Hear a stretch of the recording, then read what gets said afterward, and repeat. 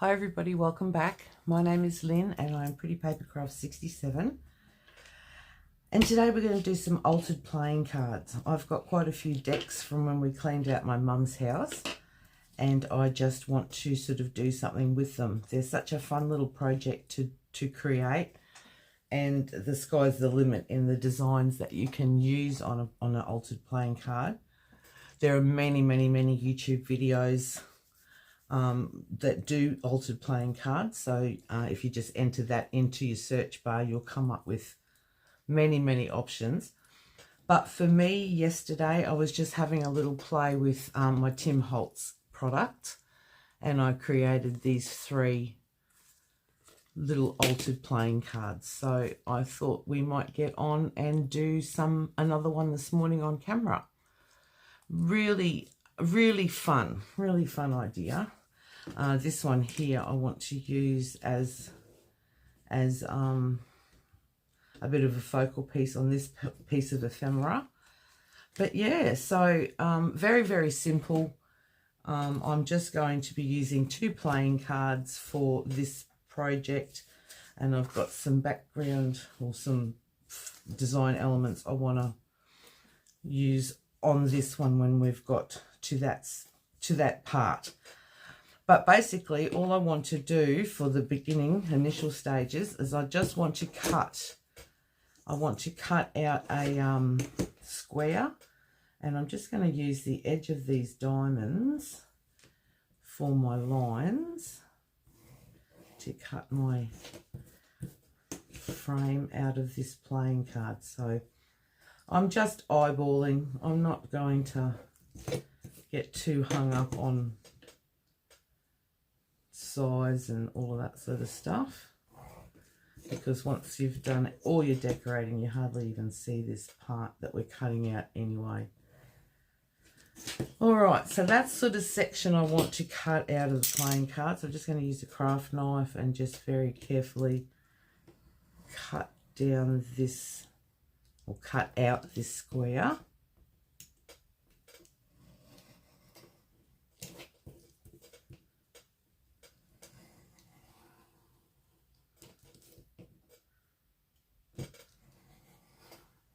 Just like that. Now I'm not going to throw that away because that comes in handy for other projects. Now the second one, all I'm going to do is just trace out from this square onto my second playing card, and then I'm just going to cut this middle part out as well. Now this is optional. I just wanted to play with like a frame sort of style with this one, but you don't have to cut out this piece at all. You can decorate straight on top of your playing card. That's what I did with this one. I didn't cut it out, I just backed it and just decorated it straight up. But yeah, for this one I'm just going to cut out the insides to make a little bit of a frame. Please excuse me. All right, so that's what we have. Now I'm just going to do a little bit of inking and stuff on it. I'm just going to pop down a paper towel so I don't get my mat dirty. And I'm no expert at all of this inking stuff. I'm not very good at it, but you know, we're just going to have a bit of a play. I just want to put a bit of colour down. So I've just got Distress ink in Gathered Twig. Oh, see, that's what we didn't want to happen, and that's why we put down the paper towel. So that's okay.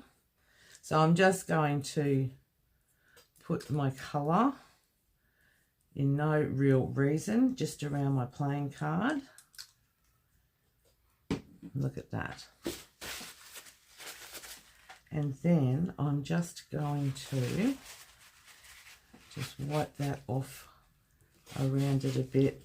These playing cards that I'm using do have kind of like a wax surface on them, so the ink doesn't penetrate as well on these ones. Oh, I've got a bit of a mess happening. Anyway, that's okay. That's all part of art, isn't it? I've got some black soot here. I just want to tone that down a little more. Some more distressed ink. I'm just going to go straight on there like that.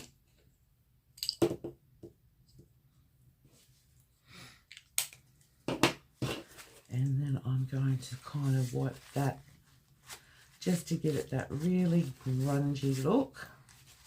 You could emboss your frames, you could collage frames. You don't have to play with ink at all. You could leave them exactly as they are. But I just wanted to give it that bit of colour. I would like a bit more brown, but so soak up some of that and see if we can use some of that. And I might just use a little bit more brown just in areas.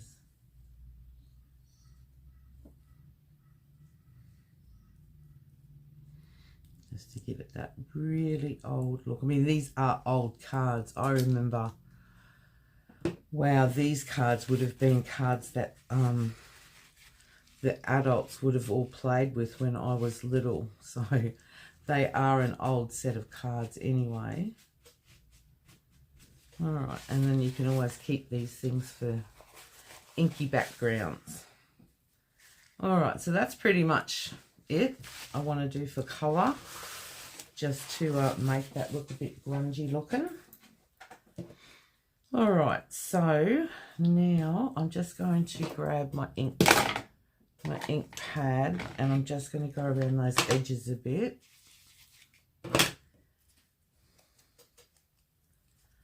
Just to vintage that up a bit.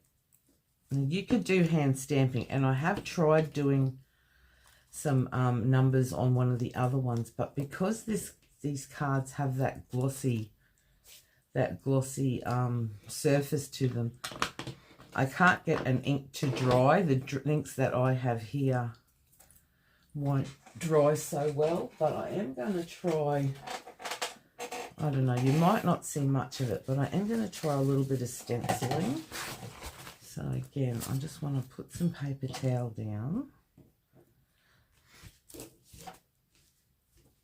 And then with my stencil, I'm just going to grab my distress ink.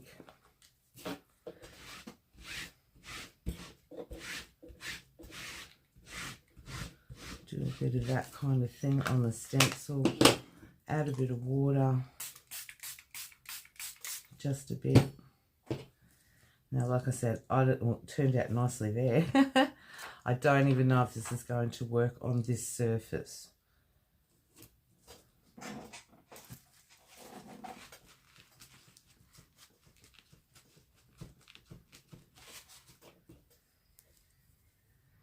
Yeah, not really.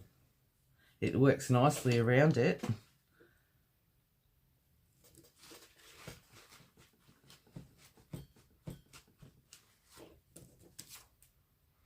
Yeah, not really on this one, which is a shame. But anyway,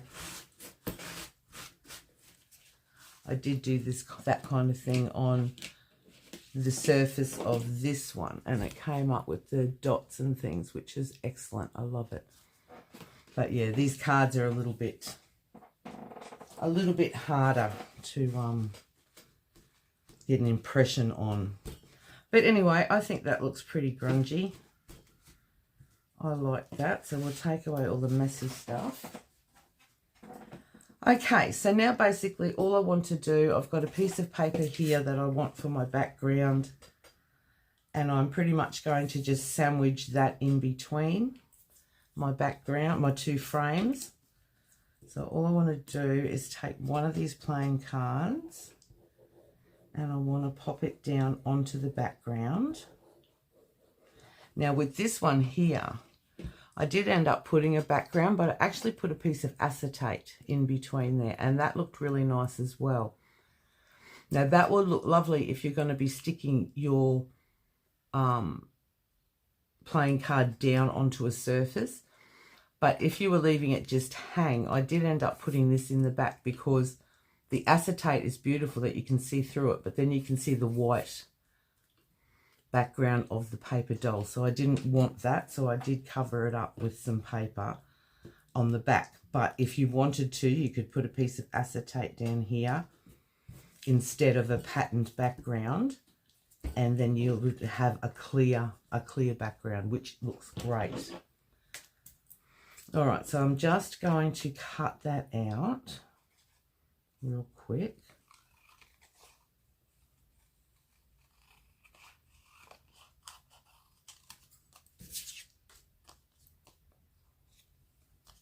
Cut around my edges. And how is everyone today? Oh, it's Monday again. I can't believe how quickly the days are going. We had a really lovely weekend. It's my birthday tomorrow, and my family took me out for dinner on Saturday night. So that was really, really nice. All right, so that's that side, and then on this side here, I just basically want to stick that frame back down over the top of the back of that one.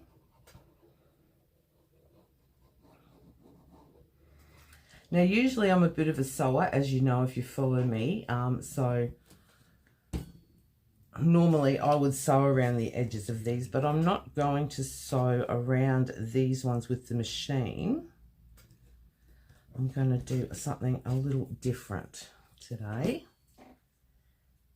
Okay, now yes, this is still quite wet from the inking and everything else, but it's not going to stop me from continuing on. So we've got our card at the back. We'll put that off later. And our card at the front. So now what I wanted to do, which I've done with these, I've punched some holes around the frame. So I'm just going to use my crocodile thing. I'm going to punch some small and some large all the way around my frame, just in no order and in no place, just going to keep going around, punching holes all the way around my frame.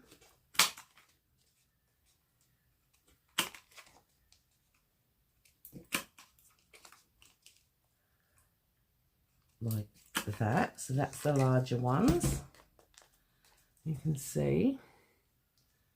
And now I'm going to come in with the smaller side, and I'm going to go and punch some smaller holes here and there. Oh, that one went right off the edge. We might do a second one there. Just all the way around.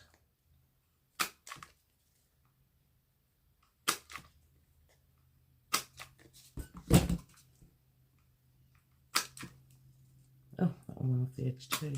But that doesn't matter, because that just adds to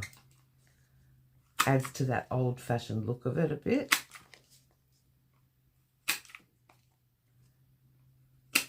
All right, so there we go, small and large holes all the way around.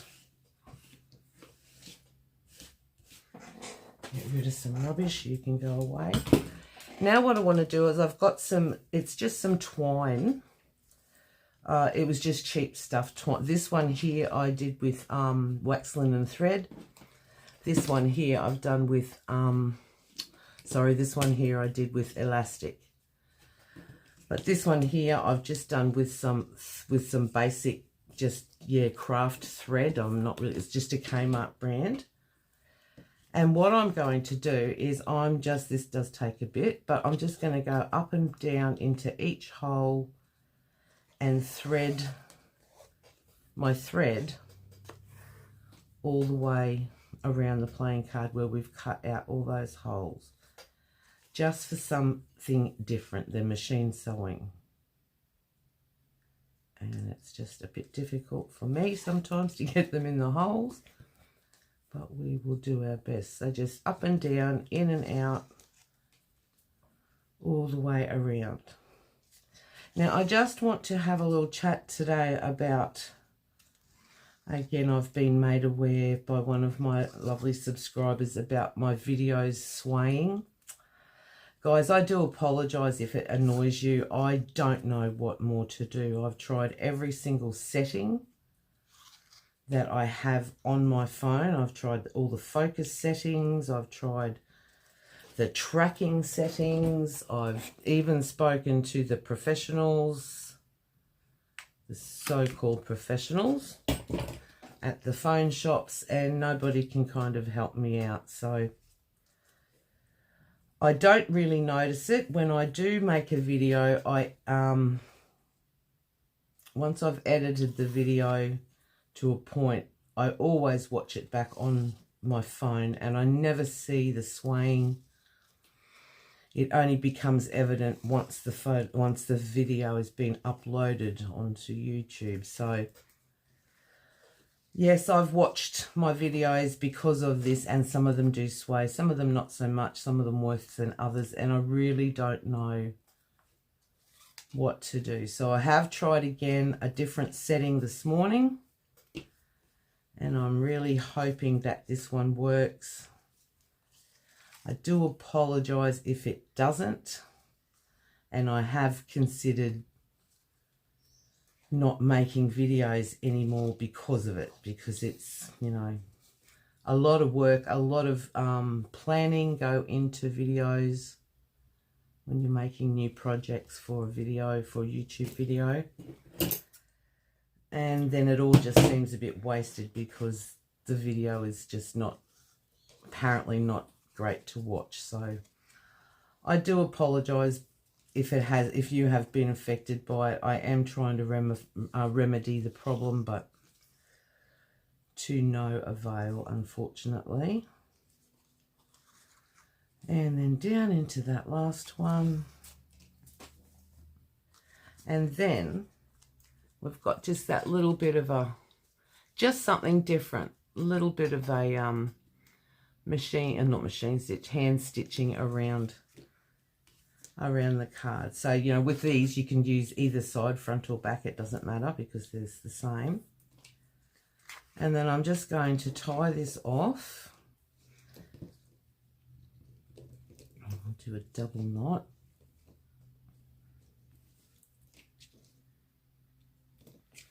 And then I'm just going to cut that. I'm going to leave a little bit of a tail. And there you have it. So that's just a different alternative to machine sewing, and I think it looks really cool. I like it. All right, so now for decoration, I'm just going to go really, really easy for decoration. I've got these beautiful butterfly wings that came in a mystery box from Sue at Paper Inspirations. Pardon me. I've got my paper doll lady girl from Tim Holtz Paper Dolls, which I think she is beautiful. I'm just going to sort of pop her on there. Just got to be careful that some of the string is in the way. And then I've just got a little sentiment here that says peace and happiness, which I think is beautiful. So I'm just going to, it's only a little one. And so I'm just going to kind of stick that there, something like that. All right, so this is a sticker, but I'm just not going to take it off. I'm going to leave it on the acetate backing just to keep it a bit stiffer. And I'm just going to glue down the center of the butterfly and level that up kind of where I think I might want it, and pop that down like that. Then I've got my beautiful girl. She's so sweet with a little bow in her hair. And I'm going to pop her straight over, bring that butterfly up a bit, put her there like that.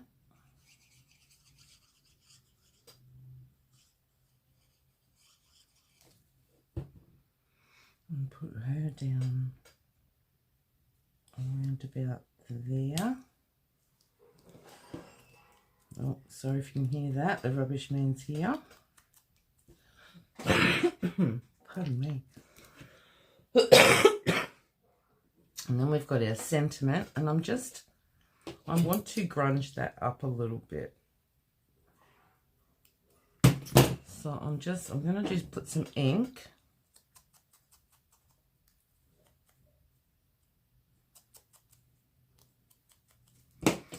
And then I'm just going to kind of crease it in places and make it look a bit oldish. Just like that sort of thing. Oh, I like it. So I'm not going to stick the whole lot down. I'm just going to stick it like at one end and the other end, maybe a bit in the middle. And then just kind of put that straight down there like that. Now, where's my bow? There we go. And just kind of secure that there. Take away that bit of glue. And then that sort of is a little wonky. And there you have it. Now on your strings, I've threaded a button onto one of these. I've threaded a button onto that one. You can make a dangle. You can do whatever you like with your strings. You can leave them exactly like they are.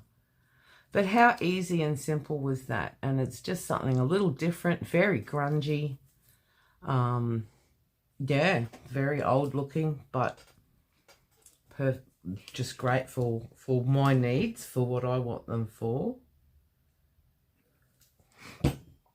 I'm going to pack up a bit of this stuff. So there you go, guys. Really, really easy. Very, very simple. If you've got some playing cards and you want to do something a little different, give them a go.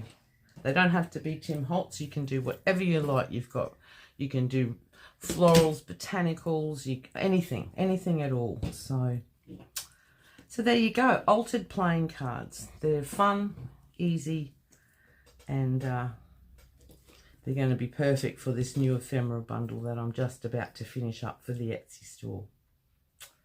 All right, everyone, thank you so much for joining me today. I hope you found some inspiration in the video. Yeah, please enjoy your Monday. A bit rainy here today, but that's okay. I don't mind about that. And again, I apologise if the video is swaying. I'm hoping, fingers crossed, that this new setting will stop that from happening. All right, guys, please stay safe and well, and I'll see you all again soon. Thanks so much. Bye-bye.